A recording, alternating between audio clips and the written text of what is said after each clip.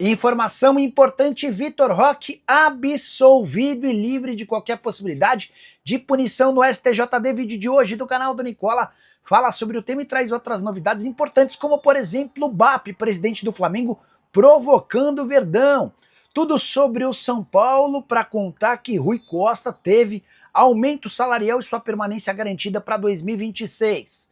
Falo também sobre Paulo Pelaipe. Ele fica no Cruzeiro ou vai para o Grêmio? Para completar, últimas de mercado, bastidores, finanças e vitória da seleção brasileira com boa atuação diante de Senegal.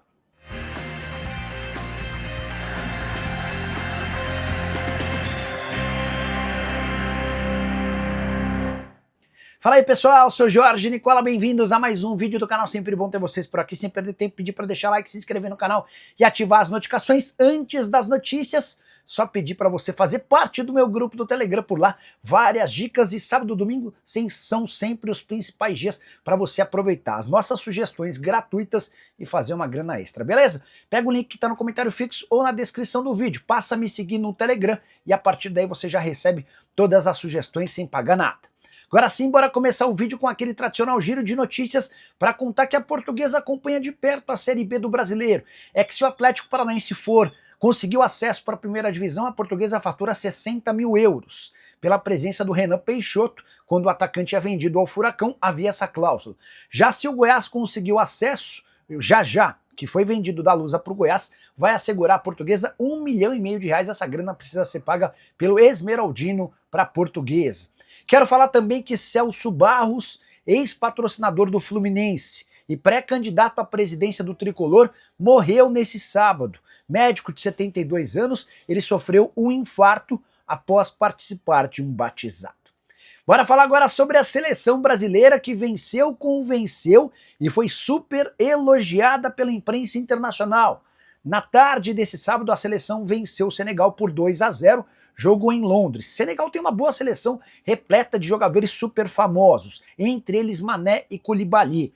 O Brasil chegou aos gols da vitória no primeiro tempo, Estevão abriu o placar, 2-0 foi anotado por Casemiro em cobrança de falta. Durante o segundo tempo, Senegal até esboçou ou tentou uma reação no início da etapa final, mas o Brasil controlou as ações e foi melhor do que o adversário durante todo o jogo.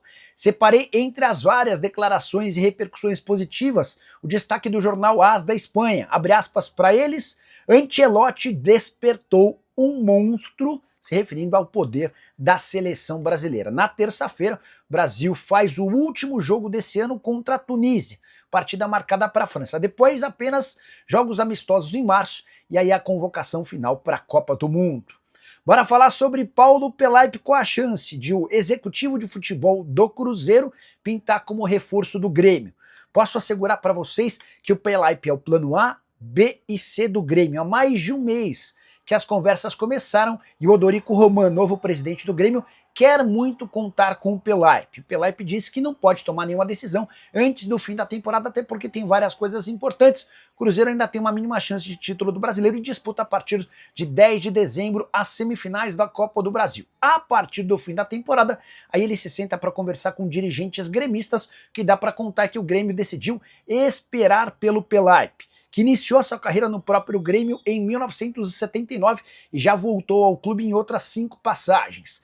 Importante registrar também que a mãe do Pelaipe, de 93 anos de idade, mora em Porto Alegre, o que pode acabar fazendo com que ele aceite essa oferta proposta de números e cifras bastante altas. Cheguei a conversar com o Pelaipe antes de gravar o vídeo e o Pelaipe disse que precisa aguardar até o fim da temporada para tomar sua decisão.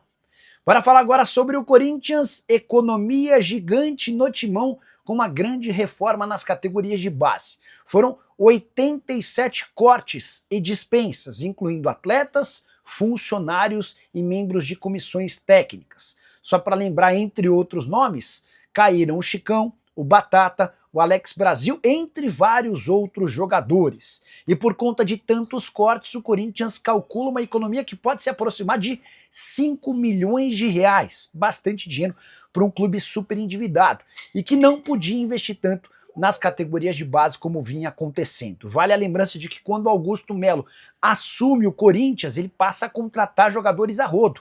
para as categorias de base, chega a criar inclusive um sub-18, que nem sequer conseguiu disputar partidas fora do Brasil como havia sido planejado.